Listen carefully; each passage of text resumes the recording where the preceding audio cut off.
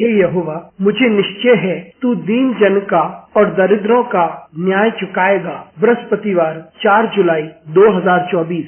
आज के मनन के लिए मैंने आप ही के लिए चुना है पहला इतिहास अध्याय 22 और उसका 19वां वाक्य। अब तन मन से अपने परमेश्वर यहोवा के पास जाया करो और जी लगाकर यहोवा परमेश्वर का पवित्र स्थान बनाना कि तुम यहोवा की वाचा का संदूक और परमेश्वर के पवित्र पात्र उस भवन में लाओ जो यहोवा के नाम का बनने वाला है। आपका दिन आशीषित हो। जब परमेश्वर का कार्य हो रहा है तो लोगों को एकजुट होकर के करना होगा। आइए इस वाक्य पर मनन करते हैं। आज की सुबह का विषय है एक साथ हम कर सकते हैं। ये वह समय की बात है जब दाऊद सुलेमान को आज्ञा दे रहा था कि वे परमेश्वर के मंदिर का निर्माण करें। ये दाऊद की इच्छा थी और योजना थी। उसने जगह को चुन लिया था और इमारत के निर्माण के सामान को भी तैयार करके रखा था। लेकिन परमेश्वर नहीं चाहता था कि दाऊद मंदिर का निर्माण करे, क्योंकि उसके हाथ लहू से सने हुए थे। लेकिन परमेश्वर ने यह वादा किया था कि वे उसके पुत्र सुलेमान को अनुमति देगा कि वह मंदिर का निर्माण करे, और परमेश्वर सुलेमान के चारों ओर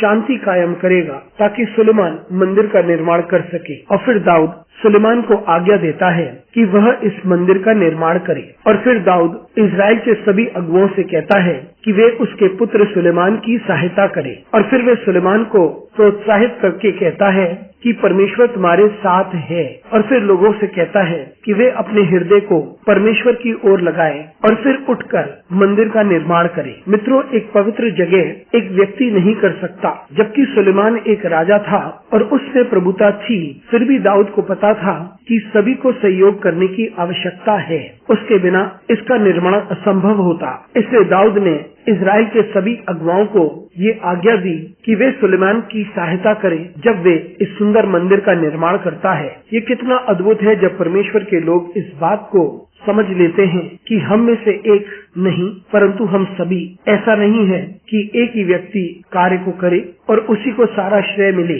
दाऊद को पता था कि सुलेमान के पास संपूर्ण बुद्धि थी, ज्ञान था, सारा सामान उसके पास था और जगह भी निर्धारित थी। फिर भी दाऊद को पता था कि लोगों की सहायता की आवश्यकता है उसे। हम अपनी मेहनत में बहुत सारे काम परमेश्वर के लिए करना चाहते हैं, लेकिन यह महत्वपूर्ण है कि हम लोगों की सहायता भी लें। जब हम ऐसे कार्य करते हैं, एक साथ मिलकर हम बड़े कार्य को कर सकते हैं और परमेश्वर को महिमा दे सकते हैं। अनुग्रहकारी परमेश्वर स्वर्गीय पिता, तुझे धन्यवाद देते हैं। हमारी सहायता कर परमेश्वर कि दूसरे लोग भी हमें बल दें जब हम तेरे लिए, तेरी महिमा के लिए कार्य करें। यीशु मसीह के नाम से मांगते हैं, आमीन।